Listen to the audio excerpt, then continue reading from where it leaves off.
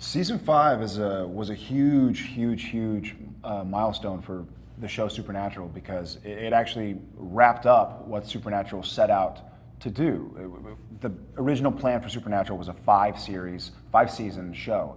And so we started this big story which had so many different levels and was so complex, and season 5 is where it all finishes. And so we had Sam, my personal favorite was that my character found out that he had to be the vessel for Lucifer, and that was a really strange kind of realization for Jared, where I was like, wait a second, like I signed on another show 5 years ago, and now I find out I'm going to be the devil for a little bit. It was really strange, but it was kind of, you're telling the story about good versus evil and Satan versus angels, and it was nice to see how it all came together. And I love like the Return of the Jedi, the last book of Harry Potter, where you see all these stories that have started finally get a chance to combine and mix together, and that was sort of my favorite, just the culmination of all these events.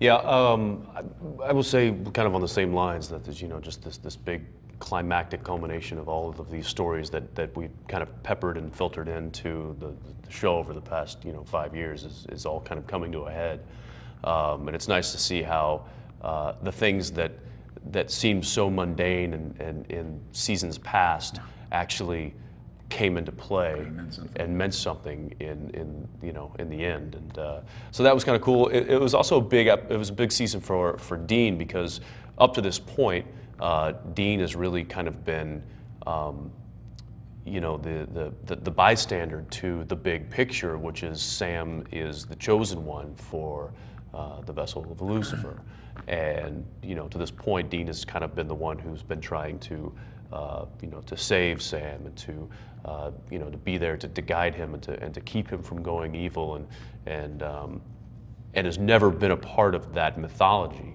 But in season 5, we learned that Dean is now a crucial part of the mythology, and before then, he never really had that purposeful meaning in the storyline, aside from just being the brother. And so I think that really played well as far as motivation for both characters, because now you've got Sam and his destiny kind of lined up, and it plays into the whole mythology thing. But then now you have Dean, who is all of a sudden now he's a giant part of this story as well. So it's good.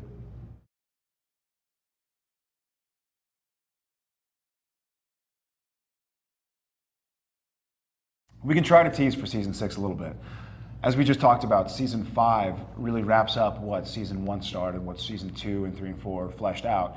And so season 6, we kind of had to go a whole new direction. And we sort of go back to how the show originally started, which is, we're hunting vampires and demons and werewolves and ghouls and shapeshifters. And we find out that after the apocalypse started, and then after Lucifer and Michael sort of were dispatched, or whatever happened to them, we find out that things in heaven and hell aren't what they seem necessarily, and that there are other factors coming into play. And we find out that the vampires and werewolves and all the ghouls and goblins that we've been fighting for 110 episodes, they're actually leaders of each individual creature, like the alpha vamp, like the original vampire, like where did it come from? And we figured out that we need to hunt these guys down, and maybe that might have some meaning in our ultimate goal of ridding the world of what's evil.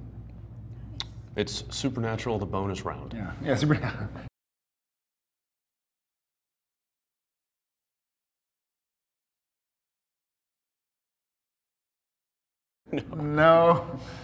No, we'd have to do the ritual too often if we had to do it every time. Every day we'd have to, get up and do some sort of seance in order to ward off the stuff that we're dealing with. Yeah, plus in season 5, I was Lucifer, so I don't know if there's really a ritual that could kind of... Yeah, how do you ward that off? I don't know how you ward that off when you have to play Lucifer for a few days, so maybe we should have. Maybe that would have helped some things, but...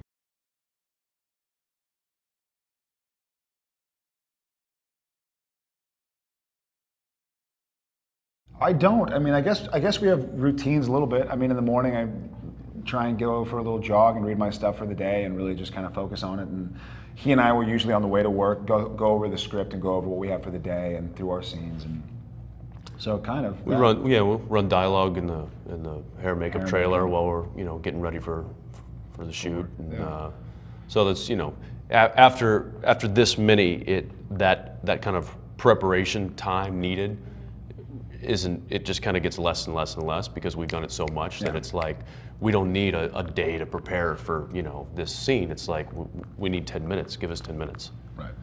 So that's nice.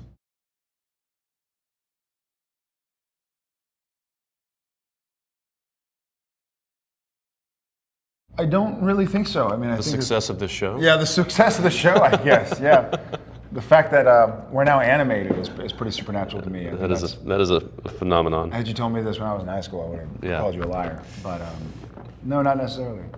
Yeah, no, we've been pretty, you know,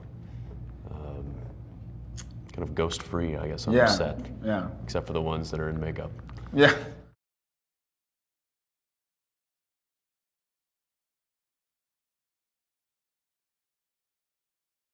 I think you get to do a lot more awesome, cool things in animation than you can in reality. I just watched our first episode, and it's phenomenal. And there's so many cool visual effects, and there's so many cool stories you can tell that you couldn't logistically tell in real life.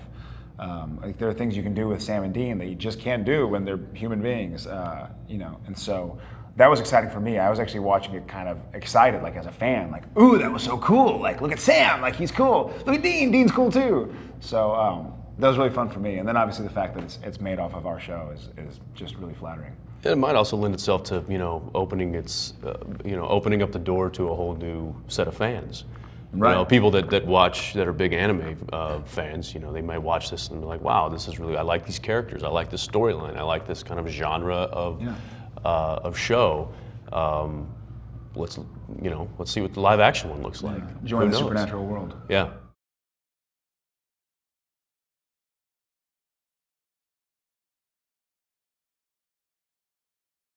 It's difficult to capture the raw, rugged handsomeness. And, of me, but they did it well. So good thing they didn't have to for Jensen.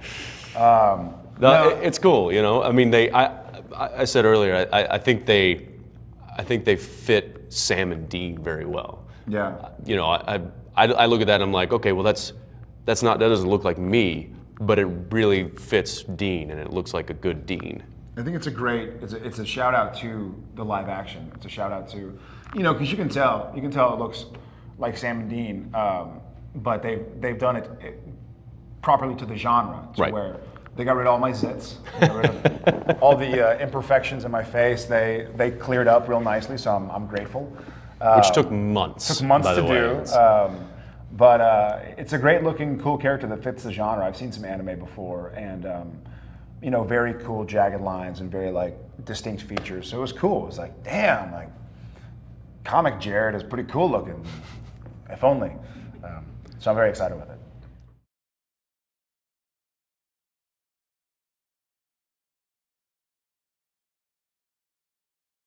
I've seen bits and pieces. I mean, I don't necessarily seek it out, and I don't own it, but I've seen bits here and there. You know, I'm actually excited about it now, having watched a whole episode of something. Granted, it was supernatural, but I'm actually like, this is kind of cool, and they really tell a cool visual story. And even in watching the episode, I noticed shout outs to our old episodes, and I was like, wow, like this is a cool visual for somebody who's interested in kind of visual storytelling. I think it's a really nice medium to become aware of.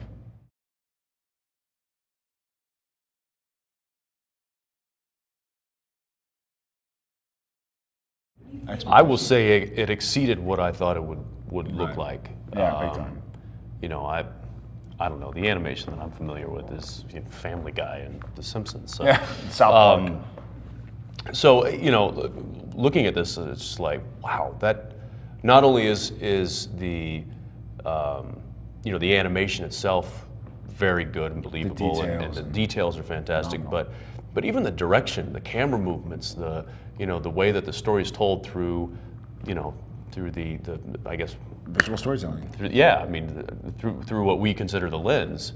Right. It's very in the same vein of what we shoot and how we shoot and what is supernatural. And I think that was really cool. And we watched it in Japanese. It's not yet subtitled. And I think we both felt like still we were got apart. the story. Like we understood the story. We understood what was going on. We understood just from the visualization and how they told the story kind of through the audience's mind. Yeah.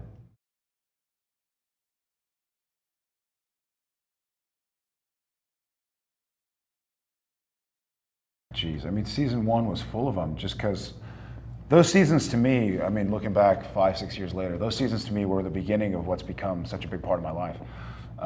I mean, the pilot, I always go back to the pilot. I love the episode Skin, which is the shapeshifter one that we kind of touch on in this anime one. And that's what I've always said. I've been like, I always remember, because I love the dynamic of two brothers kind of going at it and not trusting each other and who are you, who am I, blah, blah, blah. And so the pilot obviously will always stick out, and Skin will always stick out from season 1.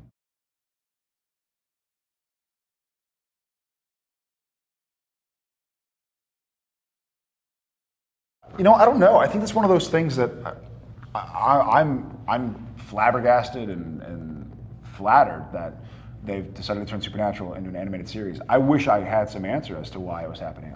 It's sort of like a really lucky, cool thing that I'm so happy to be a part of. But I don't know. I mean, I guess it touches such a wide variety of viewers. And Supernatural, the story, though kind of about Sam and Dean and these two brothers and our relationship, is also full of like mythology and, you know, the reluctant hero and good versus evil and the friendly beast, and it's full of these elements that are critical in storytelling and universal.